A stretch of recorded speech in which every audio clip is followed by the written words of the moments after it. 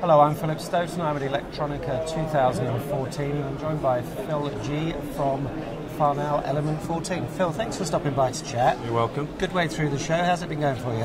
It's been phenomenal. Yeah? Yesterday particularly, the quality and the volume of customers broke all our records, so I think we were 40% up in terms of customer count versus last year. A lot more larger customers, good presence from the UK this time, and obviously a strong presence from Eastern Europe. Okay. Nice to see a lot of the Italian customers as well, good. so it's been so far so good. Yeah, it's got a good feel about it this year, hasn't it?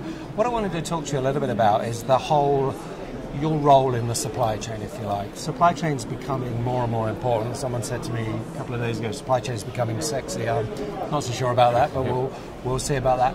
But also your role at the front end of that supply chain in terms of innovation. We see all these great new things coming out in wearables, automotive. Yeah. How do you fit as more than a component distributor into that process? We address the market in several ways through the proposition to the customer. I think, as you mentioned, the importance of the front end of the design chain and the design cycle is becoming ever more important. So we've made some significant investments. The Element 14 community, which is our engineering forum, now has around 270,000 users, growing at 2,500 a week. So that's our portal into the engineering world. Second to that, we have our new development kit centre, which has around 2,500 of the latest development kits ready for next day delivery. Okay. The important thing, we've made some very neat acquisitions with Mbest and Avid Technology, and what that's allowing us to do, we're almost turning some of our suppliers into customers, because we're actually, through these acquisitions, designing the latest and greatest development kits which we can take to the market. Right, okay. So those development kits that you're shipping on a next day basis, what's included in those and how do they work? So they vary. The range is massive, right? As I've mentioned. I think the important thing for us is not just around the Raspberry Pi, which we've now sold around 2.5 million units globally, but it's taking some of our key partners' development kits to the front end of the market and helping them in the development of that.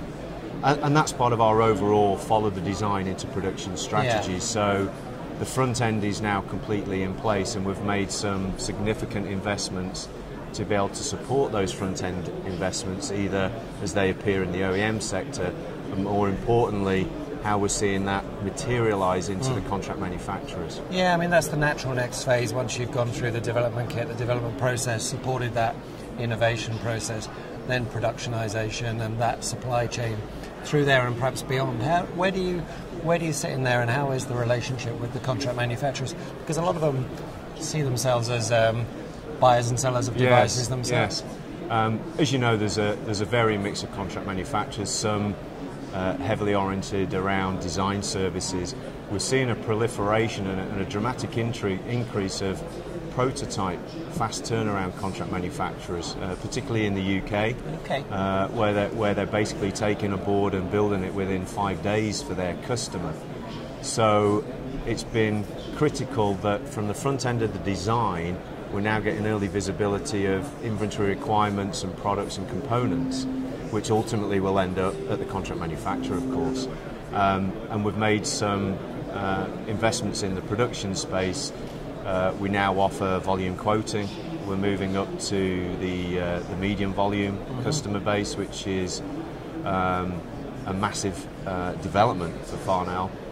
We've also increased the inventory considerably in full reel packaging, packaging types, just to support the production requirements. Okay. One of the areas we're seeing in supply chain at the moment is this whole trend towards more data, big data. In Germany, they're using the term Industry 4.0. We like to use the term Internet of Manufacturing. When you're dealing with the supply chain, how important is it that your supply chain is ready for that level of seamless communication? Very important. Our vision as a business is to become the global destination for electronics, and we can do that through the various different propositional elements that we're offering to the customer. I've mentioned the Element 14 community and the design, the development centre. We're offering a whole host of other services as well that basically give the customers the time to market advantage that they require, particularly in contract manufacturing where order visibility is a lot less. They don't have the 12-month schedule business that they used to have from their end customers. So it's all about time to market and staging those components to meet with those really fast turnaround demands. Yeah. Okay, Element 14's been a staggering success. 270,000, more than a quarter of a million users.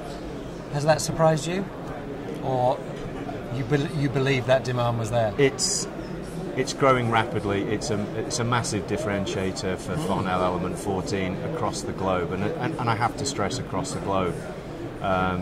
The increased number of people using the Element 14 community is increasing consistently across the globe. Has it surprised us? No, it's not surprised us.